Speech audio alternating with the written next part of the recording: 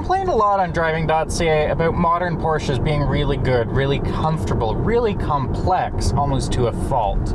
Well, this here is the newly updated Porsche Panamera 4, and it benefits from a lot of this. I'm really quite delighted with it too.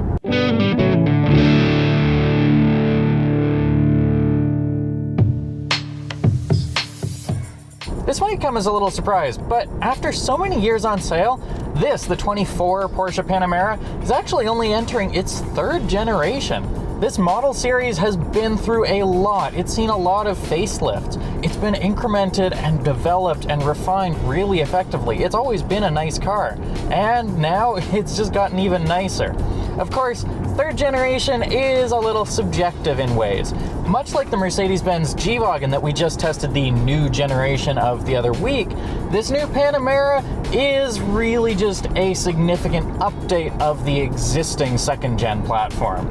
That's all good and well though, because this aluminum setup with this V6 and all the rest has served really well. And now, honestly, it has, thanks to some major suspension improvements, gotten even more pleasant. Capable or not though, what really matters here is what the Panamera is actually meant for. And to be honest, that's not actually aggressive driving. This is a car. This, if you have money, is like going out and buying a Sentra in a lot of ways. This is a sedan. It's got 4.5 seats. It's just a runabout. How it manages those responsibilities is what makes this special though, and the reason that people will spend $160K for one that's equipped like this. You see, the big news is the suspension. Porsche has upgraded this generation from standard with a twin-chamber damper setup. That means that you've got separate chambers responsible for compression and rebound control. It makes this thing really steady and really sure-footed over undulations. I was having a little bit of fun with it on the back roads earlier, and it's really quite satisfying to feel this car heave up and down because the wheels just stay so confidently placed. The body may be moving, but it never feels like it's actually coming away from the tarmac in any worrying way. I do wish it had a little more sidewall to absorb some of the harsher bumps, but accepting that style compromise, this is really actually smoother than some air suspension systems that I've tested. It just glides, and it does it in such peace. Now, part of that piece in this particular unit is thanks to dual pane acoustic laminated glass all around. This is not a cheap upgrade. This is $1,500 in upgraded glass. But of course, $1,500 isn't necessarily a lot by Porsche standards. You see, this car coming in at $160K has been optioned up from just above $120.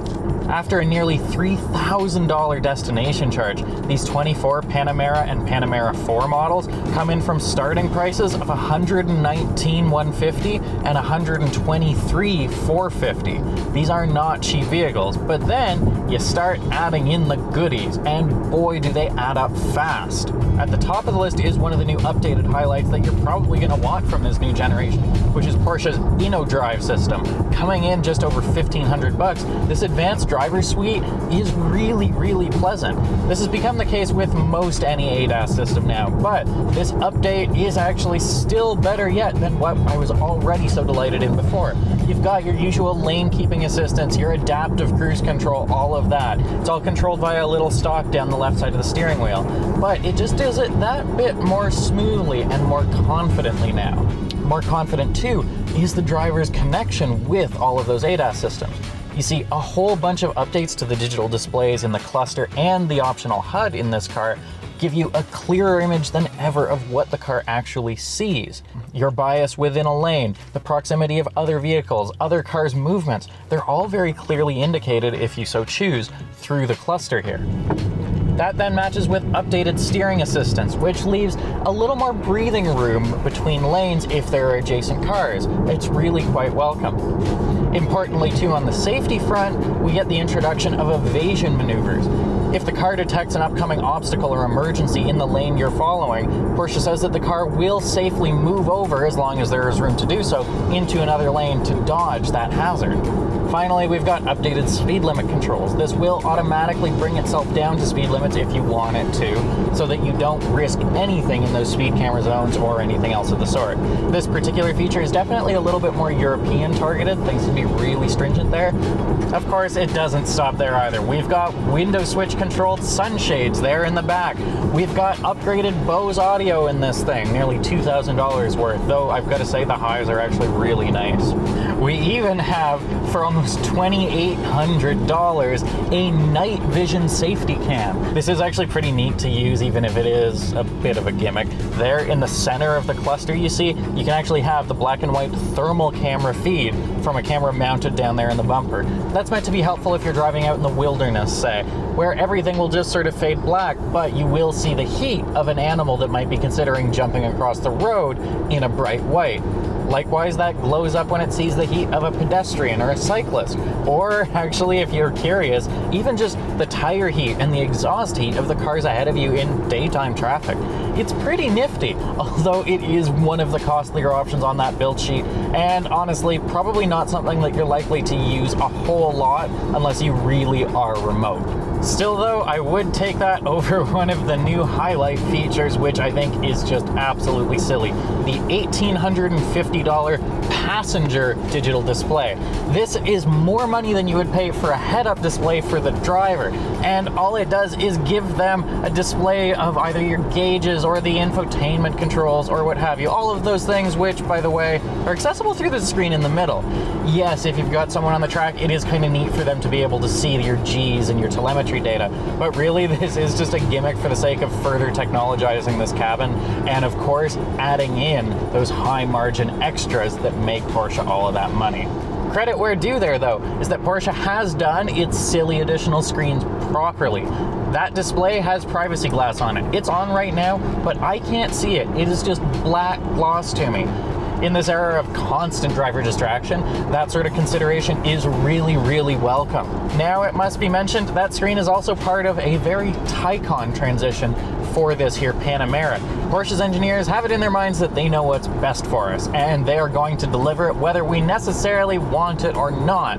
At the head of this list, and much to my chagrin, is the arrival of Porsche's stupid digitally controlled vents. You can't manually adjust the vents here. You have to do it through an infotainment screen. There is a piano black button down here in the middle, which you use to invoke the climate menu. From there, you get digital graphics on the center display of all the vent positions, and then you click on that, and then you get a slider to be able to adjust that, or move different functions as well. Now, this actually pairs with the optional 4-zone climate, which is kind of neat, and in the back there, they do actually get normal proper vents that they can just quickly just scoot left or right or up or down or open or close. I have previously pressed Porsche Panamera and Taycan engineers on this topic, and they insist that eliminating those controls makes for a smoother design and for a better cabin experience. And guys, come on. To their credit though, this updated cabin is really, really handsome. We've got a lot of very interesting available contrasting materials. It's not quite so dull and Teutonic as we've had in past models. It's still Porsche, granted, which is to say very nicely constructed with excellent buttons and the whole lot, excepting that is this here drive mode stock, which sticks off of the steering column and still feels cheap and plasticky and dreadful. I do not like this selector.